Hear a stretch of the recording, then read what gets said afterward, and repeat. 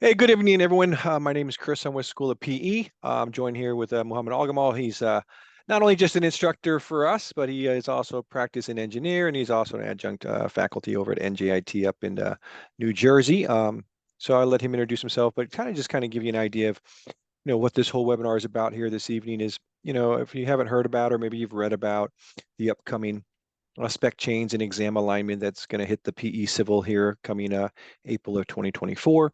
So we're going to try to demystify some of those maybe questions or thoughts that are kind of lingering out there. But also, I think this is our third webinar, and we're going to kind of go over some of the most frequently asked questions that have come our way over the last couple of weeks. But before we get too far into it, let me just let Mohammed, but before Mohammed kicks off, let me just say, if you have any questions, feel free to toss them into the chat window. But we're a relatively small group here this evening. So if you have a microphone, camera, if you want to turn your camera on, feel free. If not, I don't usually do it, but I figure I would for tonight. But use your microphone. Feel free to chat. We'll make this as engaging as we can with this smaller audience here this evening. So Mohammed, please. Yeah, thank you, Chris. So as Chris mentioned, I'm a practicing consulting engineer and an instructor for our PE Civil module.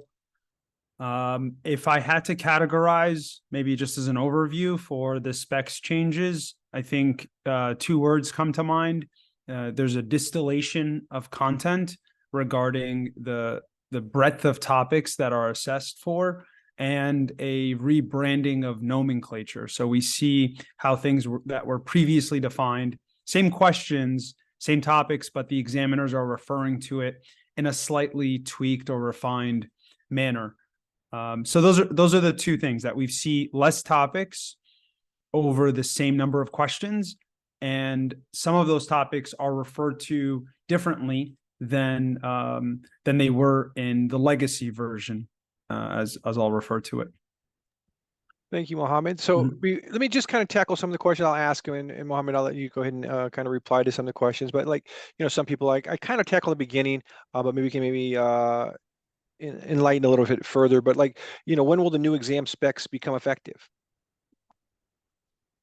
Yeah, April 2024. So that will be the first cycle for the specs. And maybe just to clarify, there will be an opportunity to exam prior to that in the first quarter, and we'll have multiple groups of people studying at the same time that may be taking either examination, because the study cycle will run generally three to 4 months, let's say, on average. Yep. Perfect. Thank you. And then also, we kind of talked about, maybe nomenclature changing or maybe some removal of some topics. But if you were to say what changes have been made between the current exam specs and the exam specs starting here in April 2024, and maybe kind of talk about some of the depths, like, how have we seen the construction module change or the water resource environmental depth change? So Yeah. I'll hand it over to you. Yeah. So in terms of that distillation, the primary and overarching theme to the changes is that the examiners have now elected to only capture topics that they deemed relevant for that family of exam disciplines. So there are 5 disciplines, and subject to whatever they deemed as relevant, that we would hope is more or less consistent with practice. So if it happens to fall under that umbrella of practice in some regard, then it appears in some relevant fashion in the exam. So and then there's exams that have very limited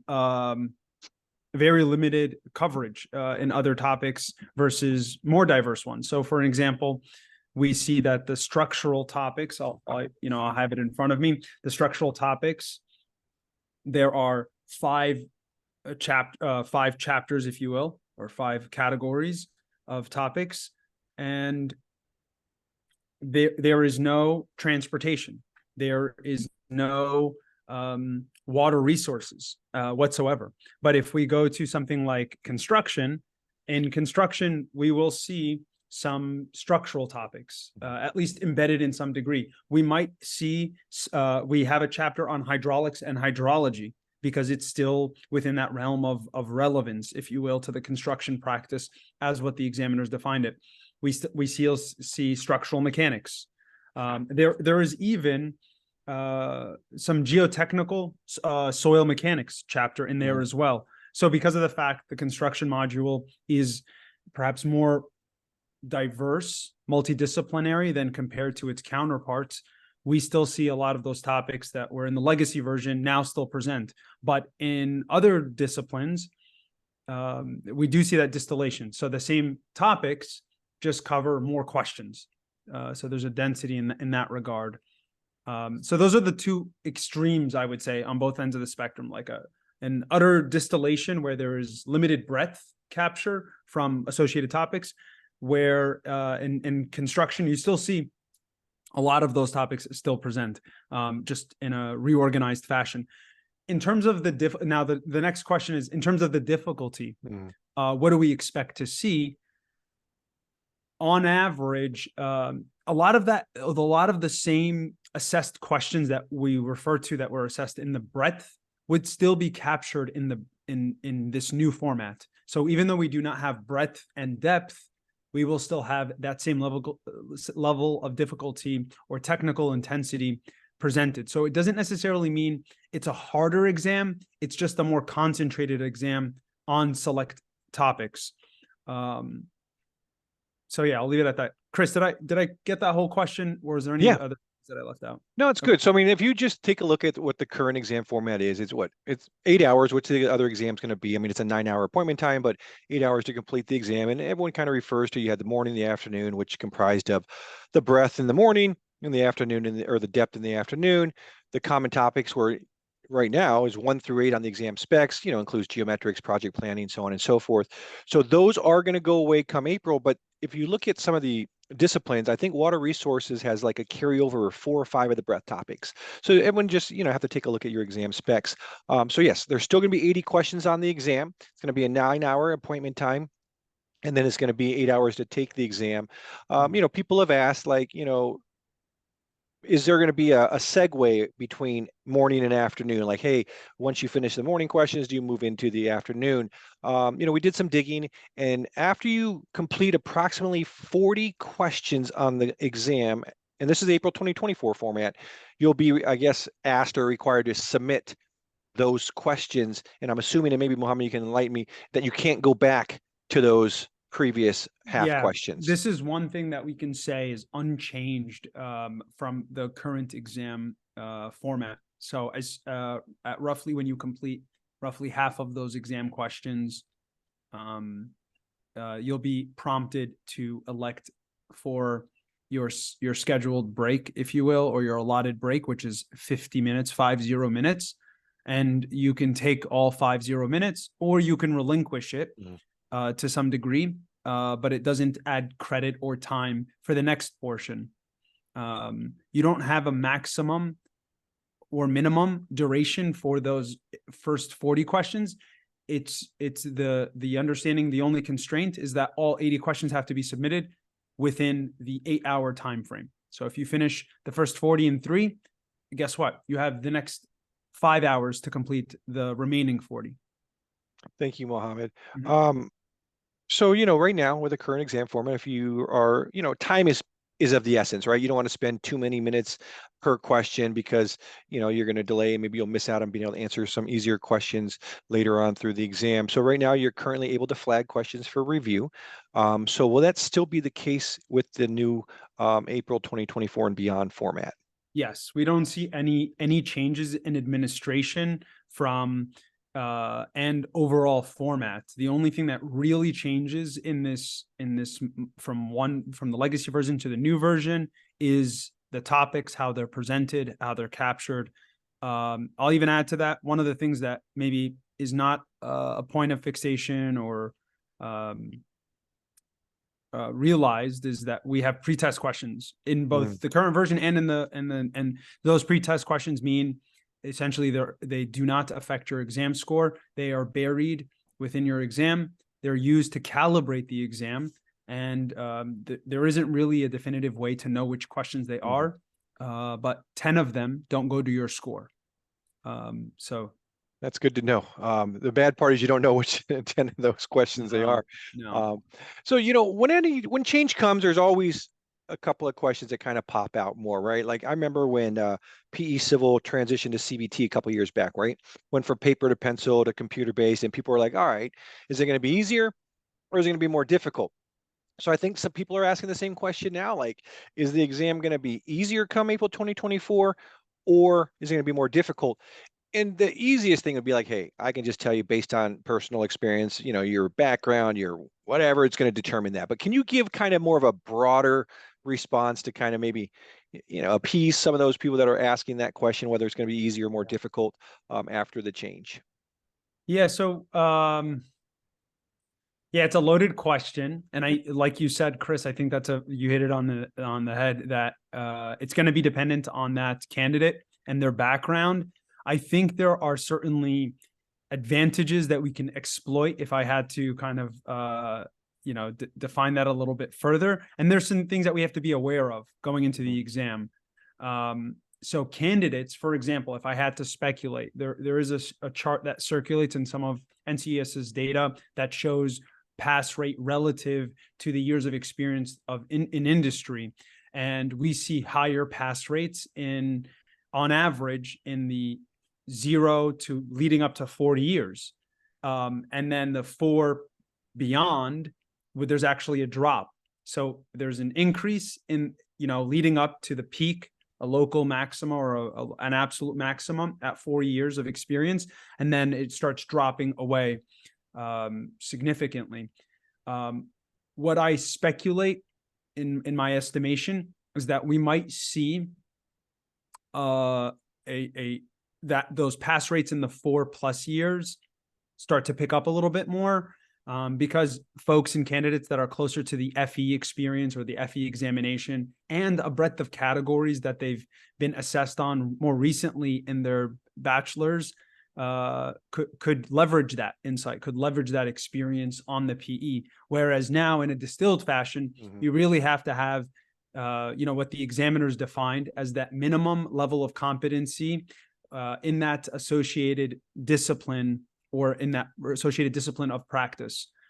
So perhaps folks that have no problem studying and rising to the occasion will succeed in both fashions, right? You're gonna have the material, you're gonna have the exam specifications, you're gonna prepare your work plan, you're gonna go through your study hub, you're gonna do everything that you need to do. You'll be prepared adequately, and it might not make a difference at all. But the inherent challenges is that folks without exposure to those disciplines might have a little bit more adversity earlier on in their career, and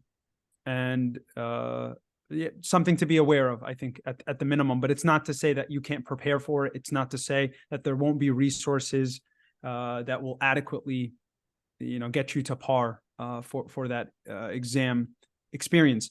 I think the biggest thing is where we started off from, and I love the fact that one of the positives is that the exam specs change, so you can't take it for granted now. Now we have to look and evaluate those exam specifications. So the exercise is being intimately familiar with what is on that document. How does it present?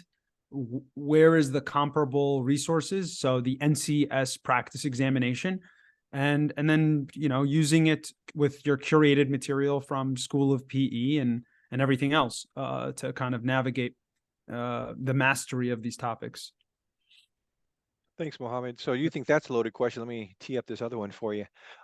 So yeah, and you probably see this now as you're teaching. We're currently running courses right now that are, preparing people for the current exam format. And you probably see students either chat about it in the chat window or maybe talk to colleagues like, hey, I'm preparing now, but I know the exam's changing. Do I change my path and maybe sit it out? But also, let's say I took the exam already and I didn't pass the exam. Do I take it again under the current format, or should I sit and wait until April 2024 and beyond? Yeah. Let me present the data that we know so far. Repeat takers pass rate significantly drop off. In some cases, in the extreme, we see a third of your statistical odds drop in the repeat takers category. Fundamentally, there is a minimum threshold that we all have to prepare for in terms of effort and exposure. So if we're not hitting that bar in either exam, it's not going to make a difference. So that's number one. Number two, I think really assessing what's our time commitment. Do we have the adequate time? That's the first and primary thing, is like, do we have enough time to prepare and master all of this information? Allocate at least 3 months of consistent exposure and remediation. Maybe another half month to get your bearings on what your study plan is going to look like. So 3.5 months. If you don't have that, then your hand is forced. Now, could you accelerate it in an exceptional circumstance? Yes, you could, but I wouldn't give that on a generic basis to all the candidates. I think on a case by case, there's people that need 6 months, right? And there's people that need 2 months. And I think on average, we're looking for a 3-month sweet spot or a 3.5-month sweet spot. So depending on if we saw an imbalance, hypothetically, if you are a repeat taker and we saw an imbalance where you performed well in the depth, right, when there was less topics or an umbrella of topics, and it was just challenging to get your head wrapped around the breadth because all of us were assessed on the same things, then perhaps I would encourage you to, yes, I would encourage you to defer it after an evaluation of the specifications. But as I noted in the beginning, playing to our strengths and not playing toward the exam, it's an eventuality. Yeah. So this window really affects a limited pool between now and the next 6 months. And I think it affects probably less people, but I would say the advice generally from, a student or practitioner's perspective is don't buy into others, the narrative of others without owning it for yourself first. It has to be relevant for yourself before you start saying this applies to me. Because we don't want to be drinking, Kool-Aid if it doesn't, if you don't like the flavor or it doesn't apply to you. Yeah, well said, well said. So I know we've covered a lot of information over the last, I don't know, 20 minutes or so. Before we, kind of continue, feel free if anyone has any questions, feel free to, turn your mic on and fire away. If not, we'll kind of keep tackling some of the questions that came up in the previous webinar. One question, and it's an easy one to answer, is like everyone, has probably seen the current NCS reference handbook. I think it's version 1.3, right? And version 2.0 is available out there now. But what we were asked earlier is like, now that they're kind of turning PE Civil into 5, I guess you can call them separate exams, for lack of a better term, are there going to be 5 NCS reference handbooks, or will there remain to be just one?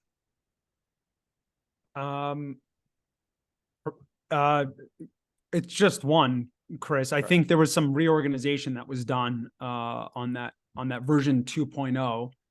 I would say overwhelming majority is still the same. And there is even a chance that just because you're taking a specific module of exam, that doesn't necessarily mean you won't need the other sections in the book, right? So especially if your topic is more multidisciplinary like construction, but even in a minor capacity, water resources still has topics on project planning, which is in the construction, or it still has things in geotechnical because of site work perhaps. So I think it's just familiarizing yourself with those resources, the lay of the land, and then having that reference as an integrated part of our study cycle. So when we get to exam day, it feels more native than it does foreign. Sure. And then also, we kind of discussed earlier, like, there's been a removal of topics, there's been addition of topics, but don't just assume that because you see a new section name that it means it's a completely new topic. I believe for water resource and environmental, there's a site excavation section on the new one, right? It used to be excavation and embankment, or rather site work or site development. Pardon me, correct. Site development, and now it goes under the title of project site work. I'll double check that for you as we're. Thanks, but yeah, and when you look in the topics, it's virtually where the previous subtopics were enclosed or housed in, and it's more important to say, like, do these things generally infer one or the other? And they do. So yeah, they do call it project site work. They still have excavation embankment, which was there in site development. They still have construction site layout and control, which was chapter 8.2 in site development. So, and temporary permanent soil erosion and sediment control, still there. So this is what we talk about in terms of the rebranding or the nomenclature, the header, the title. They did add some additional things into it. So site work does include some additional elements into it, but they preserved a lot of it, for sure. Thanks, Mohammed. So, a lot of people have asked too, is like, what kind of resources are available for those that want to study and take the exam before it changed in April, and what's available, kind of post April 1st. So I'll kind of highlight those. So right now we're currently running a live online class that prepares you for the exam in the current format. But we realize, these specs came out early October. Our classes began in early November. So, not everyone had I guess, the opportunity, or maybe they didn't have time to kind of think about, oh my goodness, new exam specs. So maybe I should take it now. But signing up for a November class was a little bit too short of a timeline. So what we did is we decided, okay, we're going to launch a boot camp. Begins on February the 5th.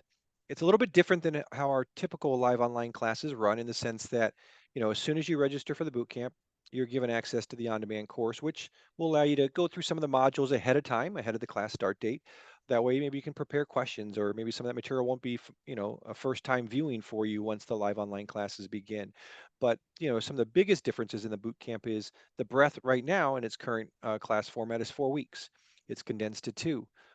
The depth is 4 weeks, but it's also condensed to two. But I think the biggest thing that we've added is in between the end of the breadth and the beginning of the depth, we added a week worth of study sessions. So instructor-led study sessions where you guys can come in, ask questions, go over additional problems. So that's a new element.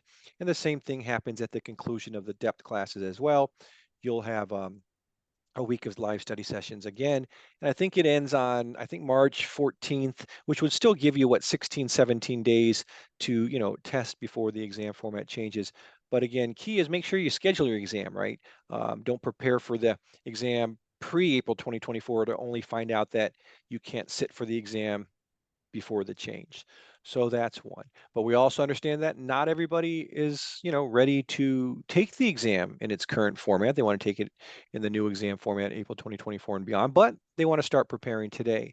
So our course materials, as Mohammed mentioned, there's some removal of some topics, there's some change in nomenclature, but essentially the foundation is still the same.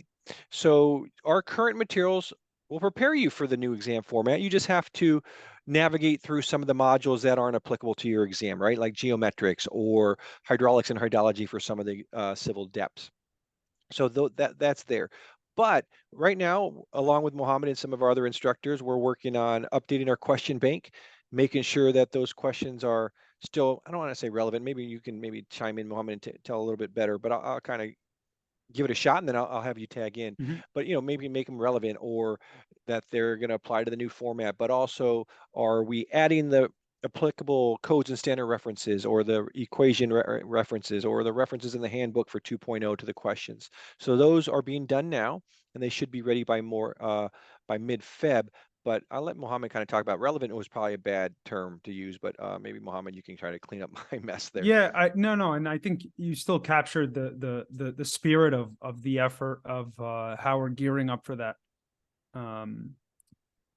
for the transition, which is taking the material that we have and making it more accessible and making it line up. So when we're looking at the exam specifications, we can make those correlations much easier, and therefore give us confidence in our mastery of understanding. Because the litmus test for, outside of maybe quantifying it, we want to be able to qualify the fact that we're ready for the exam. And the first and best way to really do that is looking at the exam specifications and being able to visually affirm, or by cursory evaluation affirm, I understand this topic. I know what this topic looks like. I've seen these types of problems before. I know, in chapter 2, we studied this in the construction module or otherwise. So that's the familiarity we want to be able to breed. So in our revamp for the April 2024 version, it's a reorganization. There are new topics. I don't want to be able to say there isn't new topics, or we are making and alluding to things that perhaps we didn't allude to before, because of the fact not only is it updated in the exam specifications, but the secondary source to defining what is on the exam is the practice exam. And so they released a whole suite of new practice exams for the modules. And that's something that we do an intensive study and evaluation of, so we can have tantamount examples that line up with that in terms of preparation. So those are the two things that we usually use to govern and guide what is curated content and how we're reorganizing the existing stuff.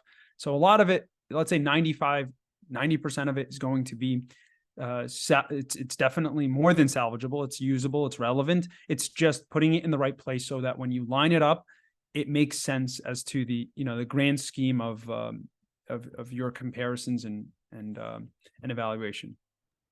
Thanks, Mohammed. And then as far as the course materials, well, let's tackle the exam review guides. We can kind of get that out of the way rather quickly. Updating those is a heavier lift.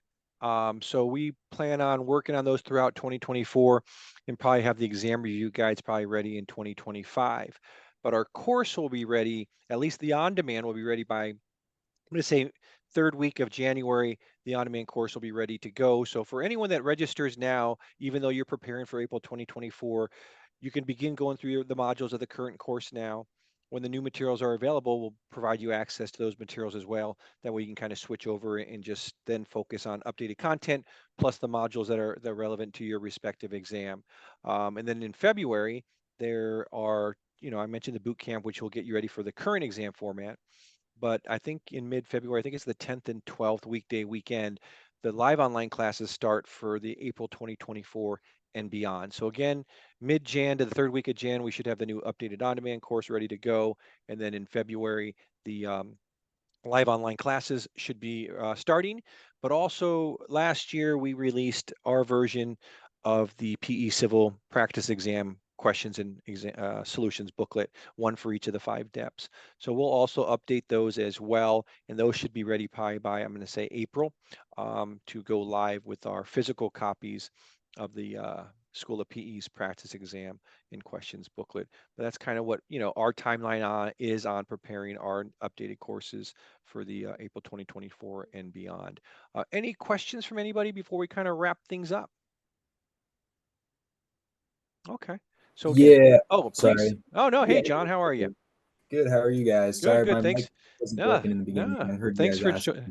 thanks for Yeah, joining us. So I think me and yeah, Mohammed were probably like, hey, someone's got to jump in here. So thanks, John. yeah. No, you've definitely answered a lot of the questions I've had already, so I appreciate that. A couple of other ones. So I'm taking the civil structural, Okay. and I have looked at the specifications, um, both the 2022 version and the 2024. And based off of what I'm seeing, it's got everything. There's no new topics on the structural, and everything was on the other one as well. So to me, I'm kind of thinking, well, it's going to be similar. I'm hoping it's going to be similar questions to if I were to take like a depth exam for 80 questions. Right. Because my form of studying is to basically just do as many practice problems as I possibly can. And I'll probably do that for about 12 to 15 hours a week for, I'm thinking 3 to 4 months if I were to take it like right when it happens in April. Mm-hmm. Mm-hmm. Um, so that's kind of my plan right now. And I guess, do you think that the questions, like there's a lot of, I was going to hopefully buy your question bank when it gets released. My understanding that is that the question bank would have updated questions, right? Yeah, For the updated. 2024. Yeah, so correct. So we do have some SMEs writing new questions based off of guidelines that we kind of provided, and then the solutions will have step-by-step solutions, and then reference the applicable code standards, and then also the sections of the NCS reference handbook if there is one applicable. Okay. And I guess I'm wondering if I should maybe buy both of the practice exams from NCEES and kind of compare the two based off of, I guess what I'm struggling to understand is I know it's going to be 80 questions of just structural based Hmm. off of the specifications I'm looking at, but I'm wondering if it's going to be similar questions to these old references and resources that are all over the place. There's tons of practice exams that I can buy and do, and I want to do them but if they're going to be kind of irrelevant now, I don't want to do them. That Does makes that make sense. sense? That makes sense. Mohammed, I'll let you kind of tackle this one. Yeah. There's nothing that comes second to the NCS practice exam in terms of like preparation and awareness and just like overall exposure. So like if there's something that I can recommend in terms of like a, a practical exercise is going into if you already have your mind set and you want to take the April 2024, then I would say that has to be, you know, the first thing that you get your hands on is that NCS practice exam.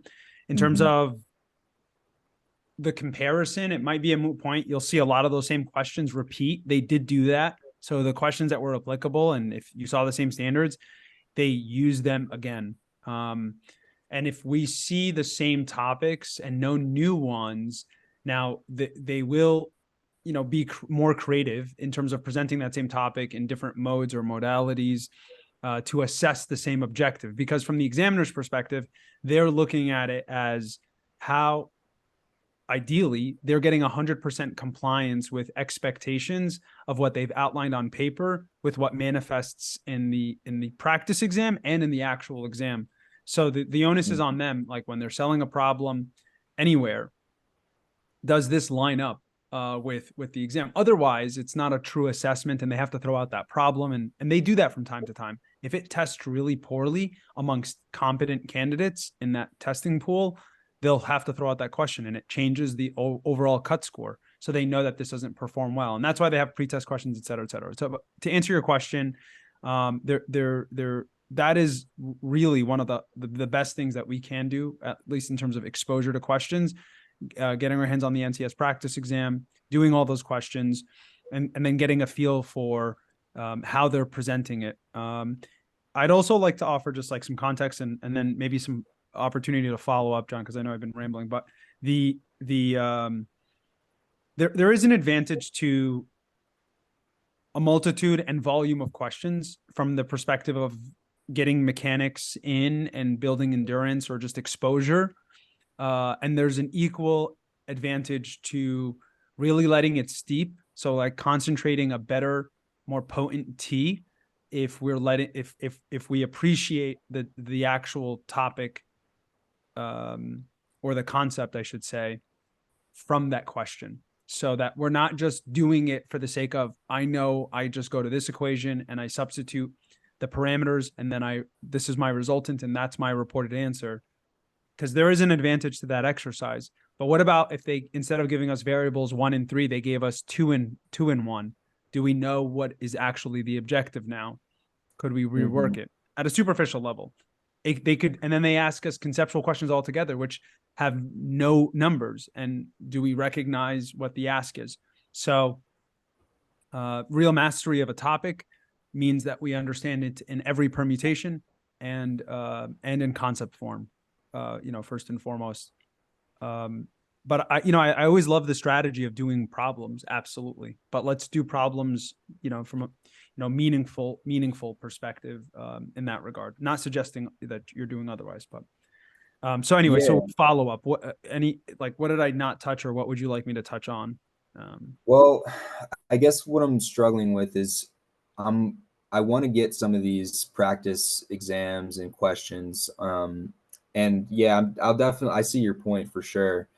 But I guess my question is, all the ones that have been available, like there's a lot of, threads online about people that have taken the exam and the exams that they told or they said helped them the most, right? Mm-hmm. And now there's going to be a brand new test, so nobody knows really what it's going to be like. There's no thread on that. Mm-hmm. So I'm wondering if you have any kind of experience with like some of these other practice exams that are available, yeah, whether or not they'll still be relevant to even study, or should I just, because I'm going to study the NCEES, both of the exams, the breadth version and the new version, and kind of compare the two. But I guess in I'm terms of still like other of, content. No, I get your point. Yeah. And then, yeah. Like how much is your content going to be changing? From like, let's say I were taking your course and I took the depth, and I did all those practice problems for the depth for your structural portion right now before this new change happened, would I still be ready for this new exam? Like, or is it just completely like a whole nother level? Yeah.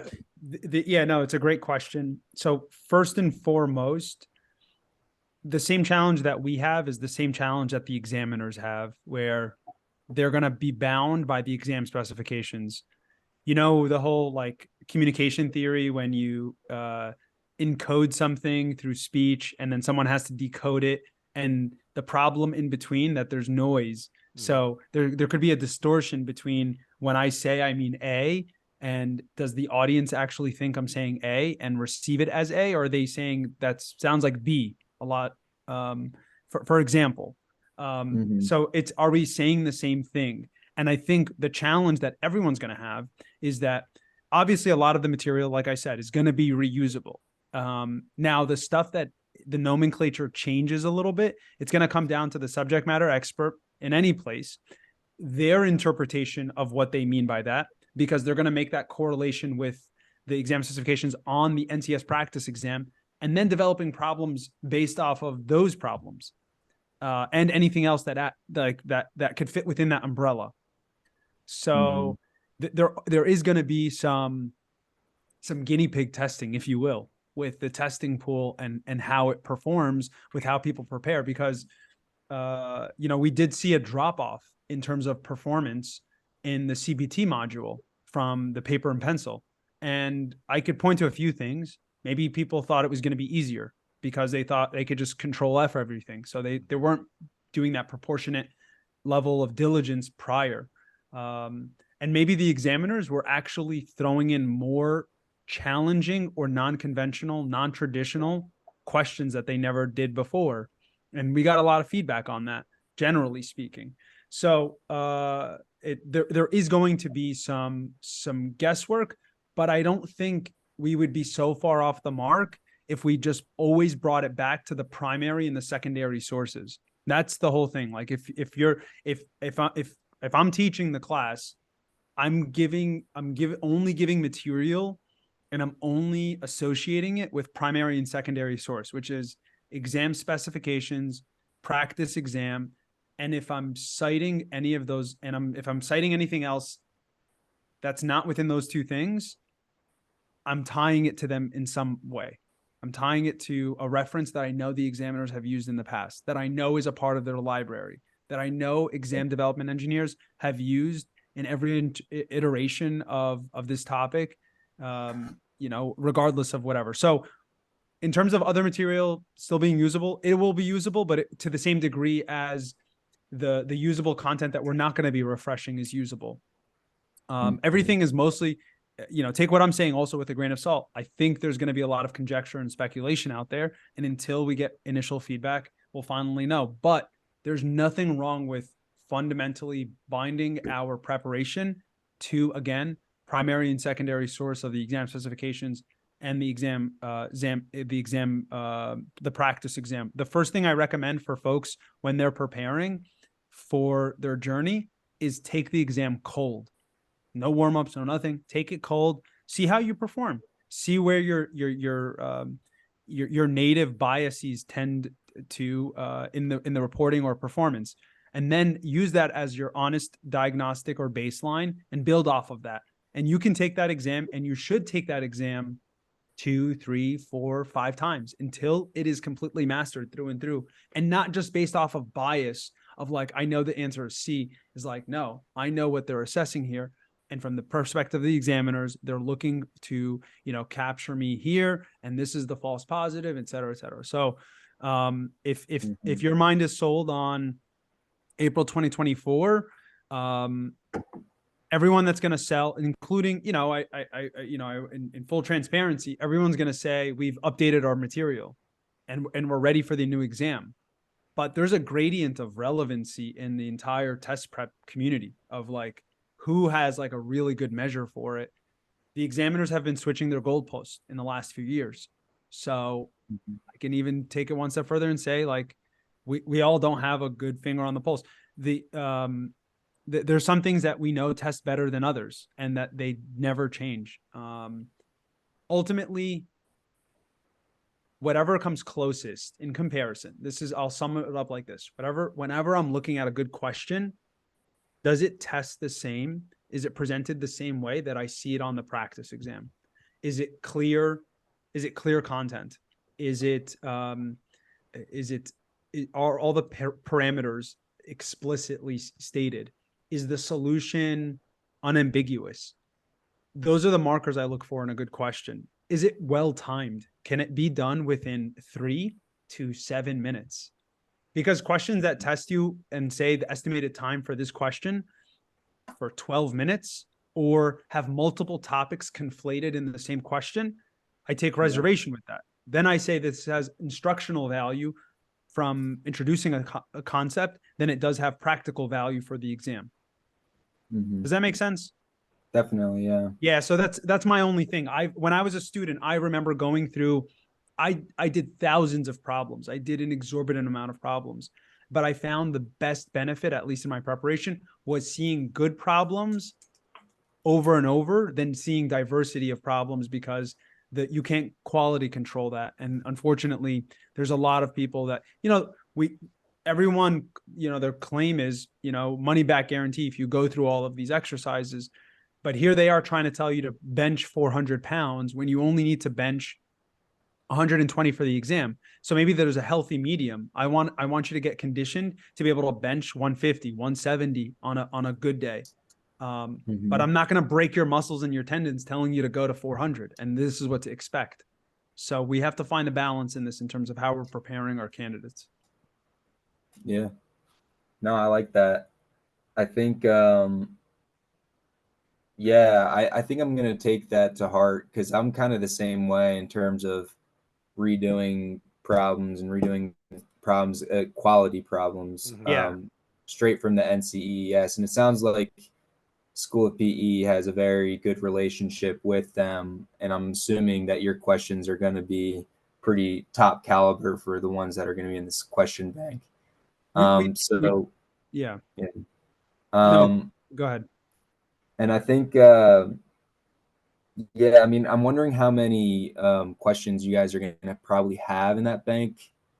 And then other than that, for the searchable PDFs and for the design standards and codes, those are not like cheap, first of all. And I'm wondering how much you think it's necessary for me to have copies of those to practice. Because if you do think it's really important, then I will. But I'm just wondering, if that's something you think I should buy. No, that's a great question. And just to close up this last point that you mentioned that I thought was important is, we're doing intensive quality assurance right now to kind of get our questions in line as much as possible with what is an appropriate standard or level as we expect on the exam from the standards of the practice exam, from the examiner's practice exam. But we have a lot of contributors that really roll up into, generating content and getting a lot of stuff out there. So my default suggestion is always establish some sort of relationship with the instructors and making sure if anything like flags or raises an alarm and you can't make that association with that question, reach back out to our instructors and just get a sanity check. And usually your gut is onto something, because if we can't find a basis for it in the practice exam, then it really doesn't have a credible basis, right? At least in terms of its intensity. So that's usually my litmus and my criteria, or my measuring stick is always going back to that. As far as your question, if you can repeat the design standards and codes. Yeah, the design standards. Okay. As a candidate, what I remembered the most was how explicit they were in nature. This is one of the things that I saw a departure for in that practice exam. And I hope they corrected it in the in their latest practice exam, because in their previous practice exam, as late as the copyright date as 2021, and in some of the versions, in the 2022 versions, they remained unchanged all the way since 2011, even 2008. We saw the same questions.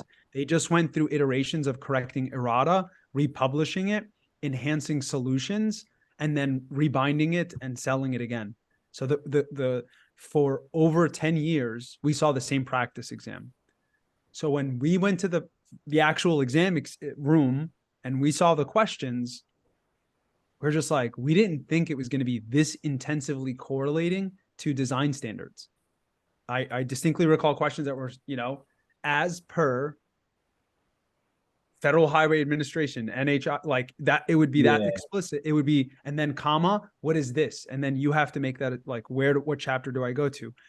So that was like the big curveball, at least for me, that stuck with me, is just like, wow, this is way more explicit than I anticipated if I were using the practice exam, which is, I thought that was going to be the comparable standard. So there's nothing that comes, there is an exercise in having those. There is an exercise in having them digitized if possible. I know they're expensive. They are prohibitive. We don't have copyrights. We don't sell versions of them. And we kind of have to either get them from the source or get them on loan from a colleague. Mm-hmm. But having an understanding with where material is located, where it's nestled in, what the index is formatted like, what the keywords in the glossary look like, all of those things go into having a familiarity that can be accessed, or like a knowledge bank that you can kind of visualize where to use and what to leverage on the exam day. Because that's one thing I thought I was lacking in my preparation, is like, I didn't realize how explicitly relevant it would be. I thought it would be more generic, or it would be like, oh, these are the, handful of testable topics. No, it was a majority of them, at least in my experience. So if they can go to that extent in one regard, I don't see that it's out of their, the usual conduct of operation, if you will. Yeah, I see your point too, though, where it's kind of like hard to prepare for, especially if your practice exam isn't really that intensely calling out the codes. Yeah. And I'm sure they kind of do that on purpose, just they don't want to show their see hands. problem solving skills in terms of getting that question and having to find something in the code to put the pieces together. Yeah, I think that's a nice way of putting it. Like, you know what I Yeah. mean? Like, this is on the fly, kind of seeing how familiar you are with it. But another thing is, like, the more questions that they release that are relevant, it requires more time for them to develop other questions that can be asked in kind of it. Mm-hmm. And They the have to other have a thing, massive bank, especially if they're testing, multiple times a year with thousands and thousands of candidates. Imagine what their pool is. So that's why they rarely retire questions to practice exams if they don't absolutely need to. From the thousands of problems that I saw in preparation, and I tried to collect practice exams all the way back from the early 2000s, like 2002, 2000. I only saw one question repeat in kind, the exact same like template, if you will. And I was okay. And I was just like, wow. But otherwise I felt comfortable. I was just like, I recognize what is being assessed of me. And that was, I think that was the benefit, is like, I still was able to navigate the exam because they were really assessing the concept through different ways. But the questions, they keep those close to the chest. Let's put it that way. For sure. For sure. One thing I'll throw out there for you, John, too. So I work closely with Amir Mausa and then Tenzin Getzo. They're two of our structural instructors. They do the breadth and the depth, and they are currently updating the materials for the April 2024 and beyond. So if you send an email to info@schoolofpe.com, I am more than happy to connect you with Amir, and you can, bounce your thoughts off of him. He can kind of tell you, what's coming in the new course that, you know, isn't there, what's the big difference between now, the current format plus the new format, you know, I mean, as Mohammed touched on, getting your hands on the codes and specs are essential, right? Familiarity, then that means you're going to spend less time during the exam trying to flip through and find things. But he can, Mhm. you know, probably give you more because he's a structural guy as well. But yeah, if you want to send an email to info@schoolofp.com, I'm happy to connect you with Amir. Yeah, definitely. I will. I will do that. Yeah, this has all been really good information, and I work for Hilti. I don't know if you guys know Hilti, but Yeah, post installed anchors mainly. Um, so I I might be able to get access to some of these design codes and sure. standards. Like we might have some copies. I just asked my manager about it, but I haven't heard back from him yet. So I was just curious about, you know, how relevant it would be for me to have to buy them. But I kind of see your point where they're not going to give you those kinds of questions on a practice exam probably because they're probably not assuming everybody has every one of those codes right on at their fingertips because they're so expensive. Hmm. So that's the other reason why I feel like it's probably designed that way. They probably give the practice test without those references, and then the real test has them just to test your problem solving skills and how quickly you can find something in a code or in a design standard. But having preparing for that would be huge, I think, because I've heard now multiple times of how often it comes up on the actual exam. So yeah, that's good information to have. Really good information to have. And yeah, I think do you guys think it would be if I were to, you know, do the NCES practice exam, you know, get your guys' question bank, which is like a 4 month subscription, is what my plan is. And then also do a couple of these older structural depth exams. Do you think that would be a pretty good, you know, study method? Um, just based off, I feel like I'm a very good test taker. The FE for me was pretty easy, and this is kind of how I studied. I would do these tests, and then the topics that I would do poorly on, I would research them heavily and like learn everything about them until I knew it like the back of my hands. So that's like the best way I study instead of doing kind of like a general overview of everything because I feel like I have a pretty good knowledge of most things and I just need to touch up on the things that I don't have a good knowledge of. So that's kind of my plan. Do you think that that's a pretty based off of what you're telling me, these questions are relatively been the same for the last 10 years and just same template, different numbers and different methods of having to solve the problem, but template generally the same in terms of the topics. Yeah, So, yeah. I think it's definitely a start. Now, in terms of quantifying, because I think that's what we're getting to is like we're quantifying, is this enough to be enough? I think really the metric, John, is when all is said and done and the dust settles and you're about to go into the exam room, the thought in your head, uh, did I leave it all on the table? mhm, We don't want to take it more than once. It's a yeah, it's a chore and a half. It's a huge time drain and effort drain. We just want to leave it all out on the table and knock it out the first time around. And your mhm, statistically your odds are highest then. So what does it look like ideally? Is that we have enough endurance and mental stamina to be able to execute 80 questions in 8 hours time frame. I have a hard time saying this in class because sometimes when we're doing when we're in the classroom environment, it's right on the heel of a long workday, or it's your weekend where your body is still sore from from doing whatever you were doing the whole rest of the week. yeah, So you're just getting whiplash from sheer presence and being mentally aware.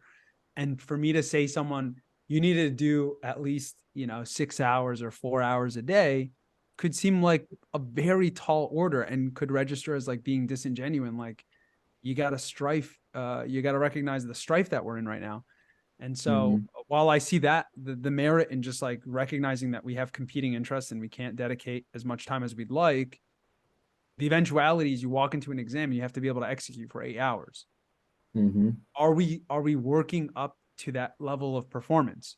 Could we do 8 hours consecutively and not feel like our mind has turned into jelly at hour 4? Because if that's what it feels like, then we have to go back to really polishing and working towards our endurance and stamina.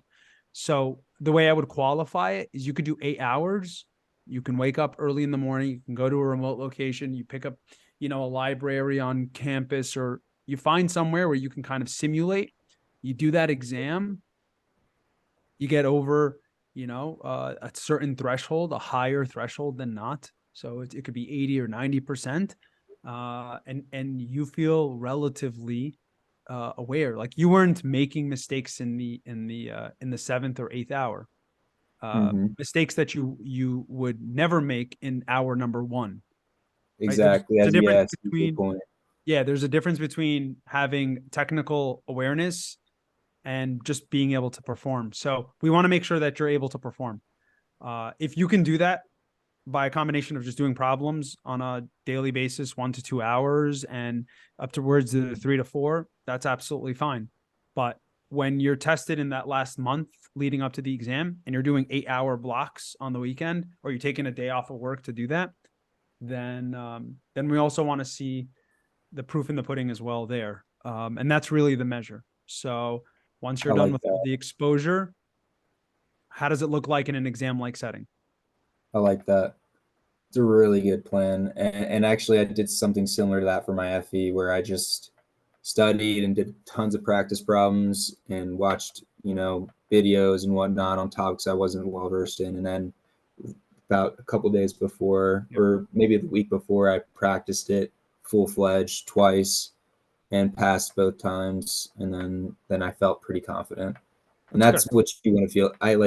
I'm the kind of person where if I'm not feeling confident, then I will study and study and study and study and study until I do. So I'm just kind of, I'm not too worried about that side of it. But I'm happy to hear that the questions aren't going to be, drastically changing, and the old study material that's been available for the last 5 years isn't going to be drastically changing either. And yeah. No, that's really great to hear. I think the first just to vet it, I would follow up with what Chris said. Send an email message to info@school.pe. Let's connect you with Amir Musa, who's the lead structural instructor, who's the closest to this stuff. You already have your first impressions on comparison with the exam specs. Let's get that second impression with the comparison between the practice exams. Any version with the legacy version of the practice exam, even up to 2008, would be sufficient for comparison as well. Just make sure you have the updated errata. So if you have one laying around, or you can get one on the cheap, or you have one from a colleague, that's sufficient. You don't have to get the 2021 version, and then you can compare that with the new version that's going to the 2020, the post 2024 version, and then you can start to kind of put a gauge on how much of it is really changing. But what I suspect from the perspective of the examiners, they can't move the goalpost too much. They're in a transition. They already just went through another transition. Yeah. I would say they've probably been counseled by people that are in this realm. They're psychometric experts, to be like, hey, if you're going to send out a bad exam, it says more about you than it does say about the testing pool. So if we're going to move the needle, we got to do it in a way that allows the competent candidate to still make it through. Yeah. That makes sense. Yeah. I like that. Cool. This meeting made me feel so much better about this test. And so good. I really appreciate you guys. Yeah, absolutely. Yeah, absolutely, thanks for coming, absolutely. John. But don't forget to reach out. Send that email and I'll connect you. If you have any other questions, don't feel free to, don't be afraid to reach out. That's what we're here for. We appreciate you coming out. Any last things you want to add, Mohammed, before we kind of wrap it up? No, I thought this was really good. I thought John asked like all the burning questions that, generally and people usually have in mind. The last thing is, make this process for John and anyone else, make this process your own. It's very easy to fall into subscribing to factors or conditions that affect generally people, but don't affect you. I had a hard time distinguishing what was my problem and what was everyone else's problem. So when people discouraged me from taking a certain exam module, or, hey, your odds are really bad, I tended to focus on that because I was like so risk averse, and I was always worried all the time, and I failed to recognize that I was in the best testing prep environment. I had a 90% pass rate if I were to do all the suggestions and work towards my potential. And that I was approaching the process differently. I was being more risk averse. I was studying and I was leaving it all on the table, and I was being diligent.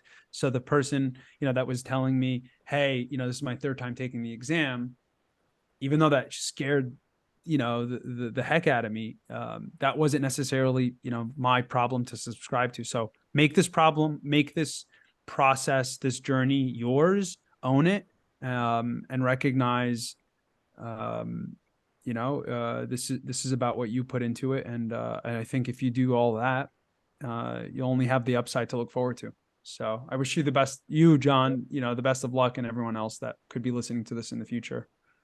Thanks very much. Lauren, thanks for joining. John, thanks for coming. I wish you guys a happy holidays. If you need anything, you know where we're at. Feel free to reach out. Mohammed, thank you so much for joining here as well. I'm sure we'll talk again soon, but everyone have a great night and enjoy the upcoming weekend and the holiday season. Take care, everybody. Absolutely. Take care. Thank you. All right. Bye-bye.